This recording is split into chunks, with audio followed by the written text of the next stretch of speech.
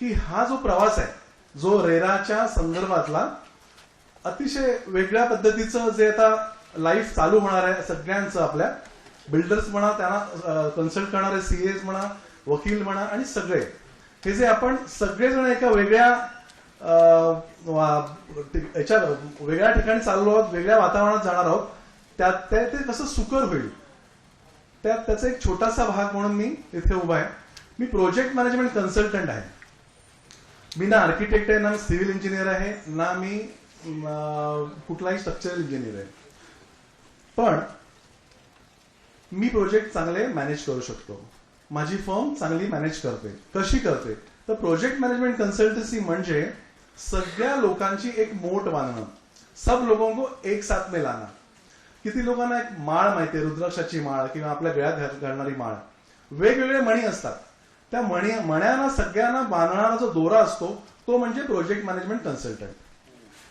आज आपण सगळेजण इथे बघतोय, आज तर म्हणजे अजूनपर्यंत एवढे डेव्हलपर्स आहेत, सगळ्यांना कोणी कॉन्ट्रॅक्टर्सने अजूनपर्यंत डील करत होते, बँकेशी डील करतायत, आर्किटेक्टशी डील करतायत. आज तर प्रभू साहेबांनी सांगितलं की नंबर ऑफ प्रोफेशनल्स ज्यांच्यावर आपल्याला डील करायचंय, आर्किटेक्ट असो, सिव्हिल इंजिनियर असो किंवा सीए असो आणि बाकीचे सगळे लोक असो, या सगळ्यांना एका माळेमध्ये किंवा एका मोठ मध्ये बांधण्यासाठी प्रोजेक्ट मॅनेजमेंट कन्सल्टन्सी ही मदत करते. आणि ते काम माझं किंवा आमचं आहे. तर थोडक्यात मी आजचा विषय आताच आहे तो म्हणजे साहेबांनी सांगितलं आपल्याला की आपल्याला प्रोजेक्ट रिपोर्ट पहिल्यांदाच द्यायचा आहे. प्रोजेक्टचं कसा प्रोजेक्ट होणार, समजा 3 वर्षात प्रोजेक्ट होणार तर तो प्रोजेक्ट कशा प्रकारे स्लॅब वाईज कम्प्लीट होईल, त्याचे माइलस्टोन्स काय आहेत, हा एक पहिला भाग आपल्याला करायचा आहे, ज्यामध्ये प्रोजेक्ट मॅनेजमेंट कन्सल्टंट हा आर्किटेक्टशी, सिव्हिल इंजिनियरशी आणि सीएनशी बोलून तो प्रोजेक्ट रिपोर्ट तयार करतो. सेकंड पार्ट, जेव्हा प्रोजेक्ट ऍक्च्युअल चालू होतो तेव्हा जे 70% पैसे जे आपल्याला बायर्स करून येतात ते पैसे काढण्यासाठी जे सर्टिफिकेशन लागतं ते पुन्हा आर्किटेक्ट, सिव्हिल इंजिनियर आणि सीए देतात. ते अचानक तर आपल्याला मिळणार नाही. त्यासाठी पहिल्यापासून जर प्रोजेक्ट आपण नीटपणे प्लॅन केला आणि तो खरोखरच फक्त पेपरवर नाही तर खरोखरच प्रॅक्टिकली प्लॅन केला तर आपल्याला 70% पैसे मिळवण्यासाठी जे लागणारे कष्ट आहेत ते कमी पडतील. दुसरा, पैसे मिळवणं हा एक भाग आहे त्याच्यामधला, पण दर 3 महिन्यांनी रेरामध्ये आपल्याला रेराला 3 महिन्याचा रिपोर्ट द्यायचा आहे आपल्याला, प्रोग्रेस रिपोर्ट. तो प्रोग्रेस रिपोर्ट सुद्धा रिअलिस्टिक होऊ शकतो. त्यासाठी पहिल्यापासून प्रोजेक्ट पूर्णपणे प्लॅन करणं हे अतिशय जरुरी आहे. तर मी थोडक्यात एक पॉइंट घेऊन जातो. मी बोलणार आहे 70% आर्किटेक्ट आणि इंजिनियरची सर्टिफिकेट. दुसरा विषय, ऑब्टेनिंग सर्टिफिकेट कशा प्रकारे करता येतं, आणि नंतर आपली सिस्टीम जी आहे चालू ती कशी आपण ऍडजस्ट करू शकतो. चौथा पॉइंट आहे टेंटेटिव्ह केस स्टडी. मी एक छोटासा प्रोजेक्ट घेतलाय, टेंटेटिव्ह केस स्टडी होणार आहे. आणि 5वा, pathway of successful quarterly RERA report. आता ह्या सर्टिफिकेट ऑफ आर्किटेक्ट याच्यामध्ये नेमकं काय बघा, सगळा प्रोजेक्ट त्यांनी एक वेगवेगळे भाग केलेत त्याचे. If you see execution, excavation, number of basements, त्यातले ज्या गोष्टी आहेत त्या मी डायरेक्ट सर्टिफिकेटवर गेलो आर्किटेक्टच्या, जे आपल्याला द्यायचं आहे ऍट द टाइम ऑफ पैसे काढणं, सर्वात महत्वाचा भाग, त्यानेच प्रोजेक्ट चालणार आहे. तर 70% पैसे, 30% तुम्ही काढू शकताय, पण 70% काढताना जे सर्टिफिकेट लागणार आहे ते आर्किटेक्टचं सर्टिफिकेट मी घेतलंय, त्याच्यावर मी बोलतोय. तर त्यावेळेला आपल्याला पर्सेंटेज किती झालंय कामाचं हे ह्या पद्धतीने द्यावं लागतंय. मी पुढे जातो. 9वा भाग आहे एक्सटर्नल प्लंबिंग, 10वा भाग आहे इन्स्टॉलेशन. थोडक्यात इंटरनल भागांचे सगळ्याचे वेगवेगळे भाग त्यांनी केलेले आहेत. लास्ट पेविंग ऑफ एरियाज, आणि नंतर टेबल बी हे कॉमन एरियाज बद्दल आहे. Internal roads, footpath, water supply, sewage, storm water, हे सॉलिड वेस्ट मॅनेजमेंट, आणि ह्यात लिहिले प्रपोज आहे की नाही, पर्सेंटेज ऑफ वर्क किती झालेलं आहे आणि त्याचे डिटेल्स द्यायचे. आणि आता सध्याची प्रॅक्टिस काय आहे, आपण प्रोजेक्ट चालू करतो, जितके पैसे जसे पैसे येतील किंवा आपण पैसे कुठून तरी आणतील त्याप्रमाणे काम चालतं, मध्येच बंद पडतं, मध्येच काम चालतं, मध्येच मटेरियल येतं. सगळं झाल्यानंतर आपण पोझिशनच्या वेळेला बाहेरचे रोड करतो, बाहेरचे बाउंड्रीज करतो. Am I right or not? आपण सायमल्टेनियसली सगळं काम करत नाही. पण यामध्ये जर आपल्याला पैसे वेळेवर हवे असतील तर हे सगळे रिपोर्ट सायमल्टेनियसली आपल्याला द्यायचे आहेत, आर्किटेक्टला द्यायचे आहेत.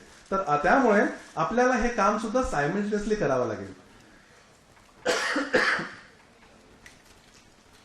सध्याची स्थिती काय? जर आपल्याला पैसे हवे असतील तर खरोखरच त्या प्रकारे आपल्याला आर्किटेक्टच्या आणि सिव्हिल इंजिनिअरच्या रेकॉर्डवर किंवा सर्टिफिकेटवर आपल्याला हवे तसे पैसे मिळू शकतात का? तर त्याचं हे आहे की सध्याचं कन्स्ट्रक्शन जे आपलं काम चालू आहे, जसं आता म्हटलं, कुठल्याही प्रकारे काम चालतं. जसे पैसे येतात, जसे कॉन्ट्रॅक्टर येतो, कॉन्ट्रॅक्टरवर कुठल्याही प्रकारचं प्रेझेंट स्टेटस ऑफ कॉन्ट्रॅक्टर काय आहे, आपण त्याच्यावर कॉन्ट्रॅक्ट करतो.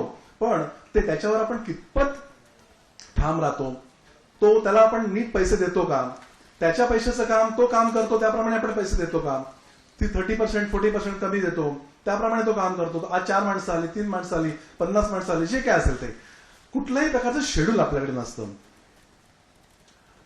आपल्याला काय करायला हवं तर म्हटल्याप्रमाणे plan, we have to plan our work and work our plan. We have to make our contractors to work as per our schedule. जे शेड्यूल बनवलेलं आहे ते शेड्यूल आपलं पेपरवर किंवा ऑफिसमध्ये न राहता त्याप्रमाणे आपल्याला काम करायला पाहिजे. Our plan and work schedule should have effective monitoring. नुसतं प्लॅनिंग केलं, नुसतं कॉन्ट्रॅक्टरला सांगितलं तर नाही. जसं साहेबांनी, प्रभू साहेबांनी सकाळी सांगितलं की नियम आहेत, कायदे आहेत, सगळं काही प्लान केलेलं आहे. पण जर आपलं तिकडे ट्रॅफिक पोलीस नसेल तर आपल्याला त्याचा कंट्रोल राहणार नाही. आपण कुठल्याही प्रकारचे सिग्नल तोडू शकतो. तर monitoring, efficient monitoring on project is very important.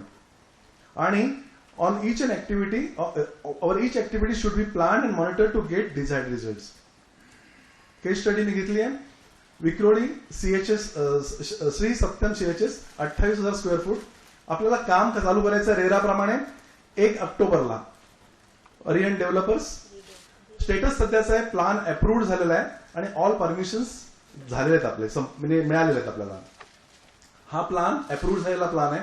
First and foremost thing is, हे सगळ्यांना माहिती आहे, म्हणजे नवीन काय सांगतो असं नाहीये, पण तरीही कशा प्रकारे बेस्ट आपण सांगू शकतो, जाऊ शकतो, हे मी एक छोटासा प्रयत्न करतोय.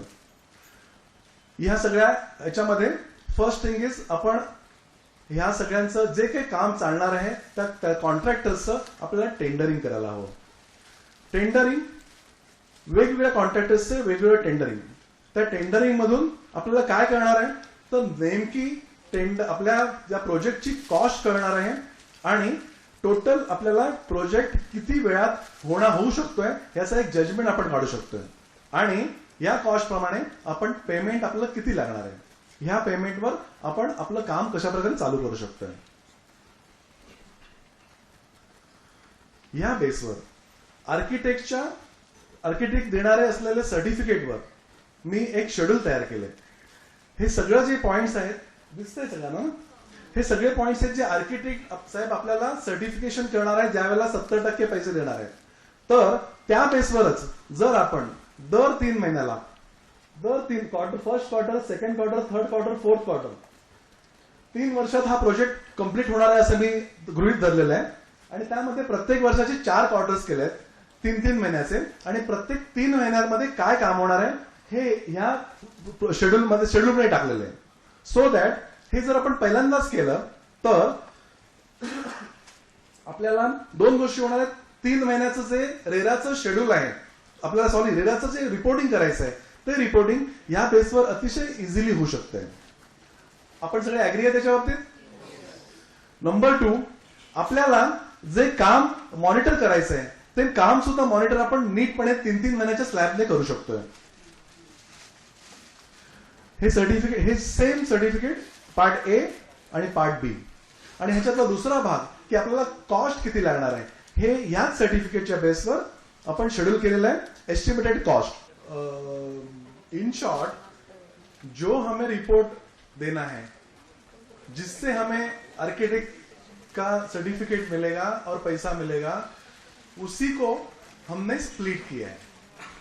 All these activities are there in the book are there in the certificate, architect certificate. I have again split it. If you see 7 sanitary fittings, internal, external, उसका मैंने 2 भाग किया है, 7A, 7B. Electrical fittings. So I have tried to split as per practical to give you practical schedule. 3 साल का हर एक का तीसरी quarter, एक quarter में क्या क्या होगा और उसके लिए कॉस्ट, एस्टिमेटेड कॉस्ट क्या होगा. Are you with me? तो इस हिसाब से ये शेड्यूल कभी होगा चालू, कभी हम तैयार करेंगे बिफोर वर्क स्टार्ट्स. जैसे ही हमारा अप्रूवल होगा, जैसे ही प्लान रेडी होगा, तो before we start our work, tendering होने के बाद ये हम शेड्यूल तैयार कर सकते हैं.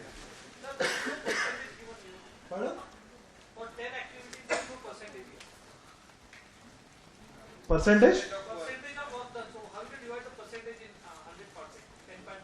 Yeah, see. So basically, I am giving you the pathway, you know. So this is done. ये होने के बाद, this is part B.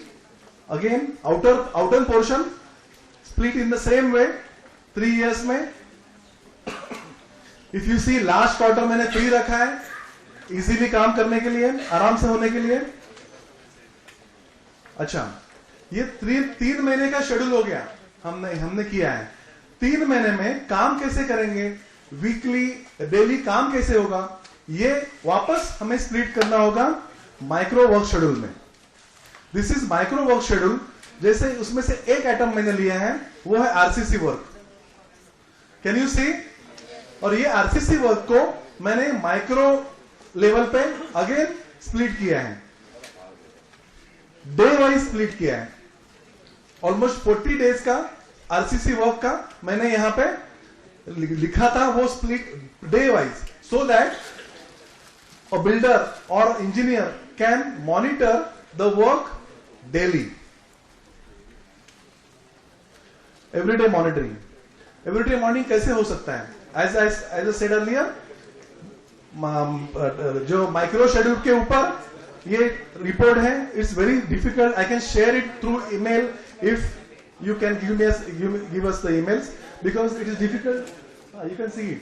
So this is all the daily progress report, where all the things are mentioned. Activity for today, and again activity done, and the next is activity for week.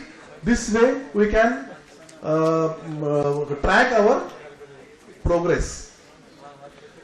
Second thing is daily, quarterly.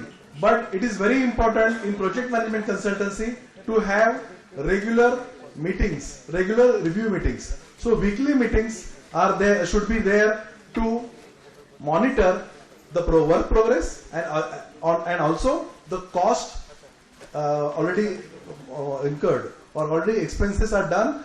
Both things should be monitored weekly, so that there should not be any hassle last minute.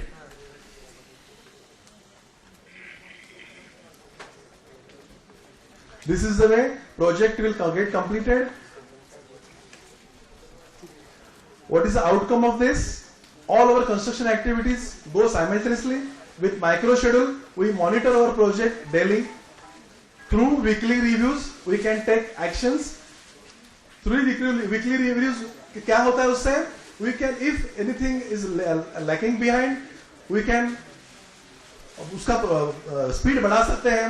Cost, पैसा नहीं आ रहा तो पैसे का कुछ इंतजाम कर सकते हैं. इस हिसाब से हम वीकली रिव्यू मीटिंग से पर काम कर सकते हैं. Quarterly schedule, RERA reporting, project expenses are monitored and adjusted on weekly quarterly basis. Cash flow is planned in advance and project completes in time with pre determined profits.